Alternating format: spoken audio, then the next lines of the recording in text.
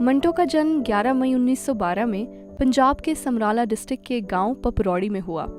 उनके पिता एक बैरिस्टर और सेशन जज थे। मंटो बचपन में जहां कुछ लेजी थे, वहीं बहुत शरारती भी थे। उन्हें थिएटर में बहुत रुचि थी, जिसके चलते उन्होंने अपने दोस्तों के साथ मिलकर एक ड्रामा क्लब भी शुरू किया, जो महज कुछ ही दिन टिक पाया। उसकी वजह थी उनके अब्बू, जिनको ये सब कुछ बिल्कुल भी अच्छा नहीं लगता था। उन्होंने अपने एंट्रेंस लेवल तक की पढ़ाई अमृतसर से की और उसके बाद 1931 में हिंदू सभा कॉलेज में दाखिला लिया। उन दिनों अमृतसर में क्रांतिकारी गतिविधियां बहुत जोरों से चल रही थीं और इनकलाब जिंदाबाद के नारे गली गली में सुनाई देते थे। 1932 में जब भगत सिंह की फांसी को कुछ ही समय हुआ था, मंटो के पिताजी का भी देहांत हो गया, जिसके बाद मंटो की रुचि क्रांतिवादी सोच की तरफ और भी बढ़ने लगी। उन्हीं दिनों में मंटो की मुलाकात एक जर्नलिस्ट अब्दुल बारी से हुई, जिन्होंने मंटो को रशियन और फ्रेंच लिटरेचर पढ़ने की सलाह दी।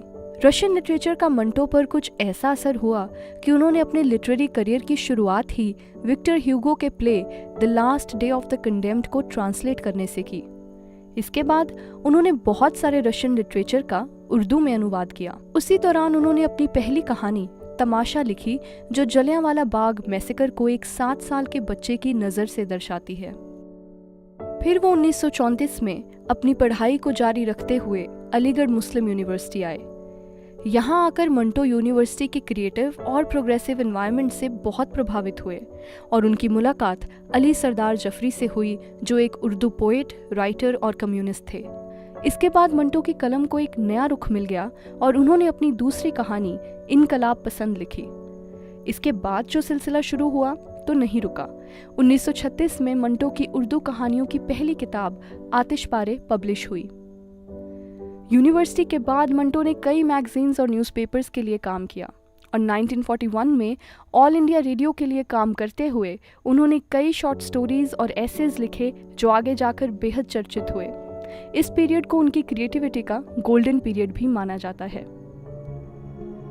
फिर जब 1947 में भारत को आज़ादी मिली और बंटवारा भी, तो इस इंसिडेंट से मंटो और मंटो की कहानियां बहुत प्रभावित हुईं।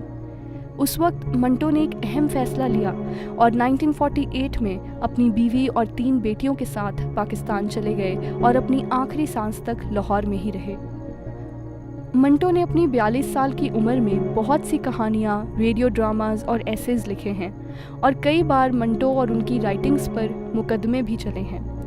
उन पर इल्ज़ाम था कि वो अश्लील कहानियाँ लिखते हैं, वेश्याओं के बारे में लिखते हैं और उनकी कहानियों में गालियाँ होती हैं। खासकर उनकी कहानियाँ काली सलवार, धुआं, बू, ठंडा गोश्त, ऊपर नीचे और दरमियान, इन पर अदालत में सवाल उठाए गए थे।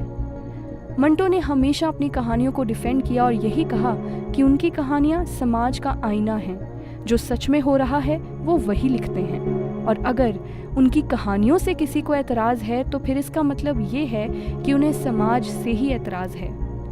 मंटो ज़माने से तो लड़ गए और वो भी बिना किसी पछतावे के, पर वो लीवर सिरोसिस नाम की भयानक बीमारी से नहीं लड़ पाए और 18 जनवरी 1955 में उनका देहांत हो गया।